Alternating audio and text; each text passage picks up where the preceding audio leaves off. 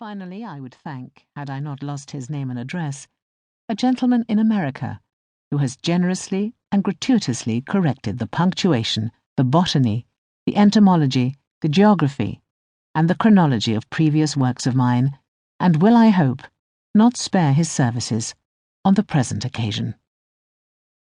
Chapter 1. He, for there could be no doubt of his sex, though the fashion of the time did something to disguise it, was in the act of slicing at the head of a Moor, which swung from the rafters.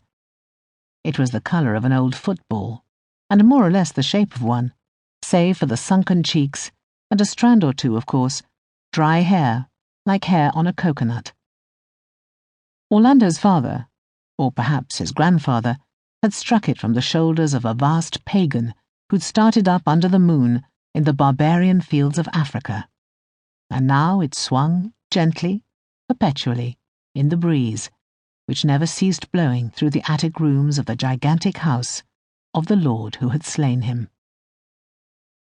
Orlando's fathers had ridden in fields of asphodel, and stony fields, and fields watered by strange rivers, and they'd struck many heads of many colours, off many shoulders, and brought them back to hang from the rafters.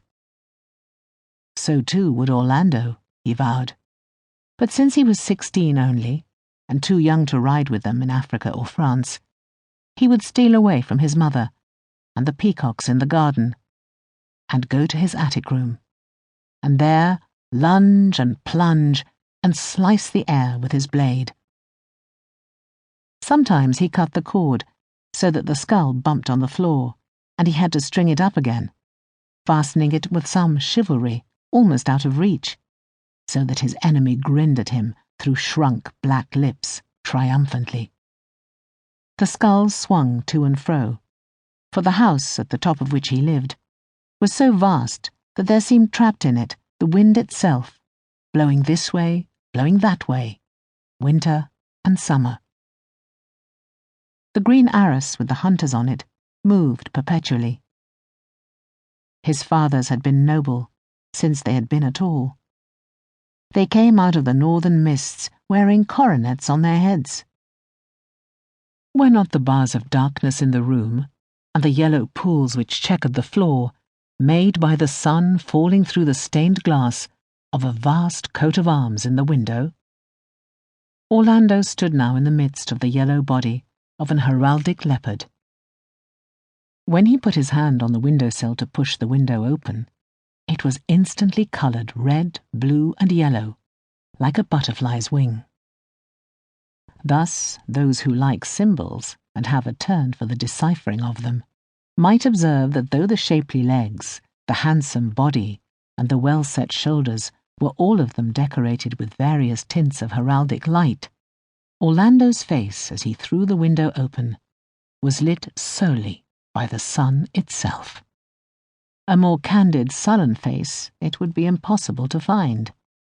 Happy the mother who bears, happier still the biographer who records the life of such a one. Never need she vex herself, nor he invoke the help of novelist or poet. From deed to deed, from glory to glory, from office to office he must go, his scribe following after, till they reach whatever seat it may be that is the height of their desire. Orlando, to look at, was cut out precisely for some such career. The red of the cheeks was covered with peach down. The down on the lips was only a little thicker than the down on the cheeks. The lips themselves were short and slightly drawn back over teeth of an exquisite and almond whiteness. Nothing disturbed the arrowy nose in its short, tense flight. The hair was dark, the ears small, and fitted closely to the head. But alas, that these catalogues of youthful beauty cannot end without mentioning forehead and eyes. Alas, that people are seldom born devoid of all three. For directly we glance at Orlando standing by the window, we must admit that he had eyes like drenched violets, so large that the water seemed to have brimmed in them and widened them, and a brow like the swelling of a marble dome pressed between the two blank medallions.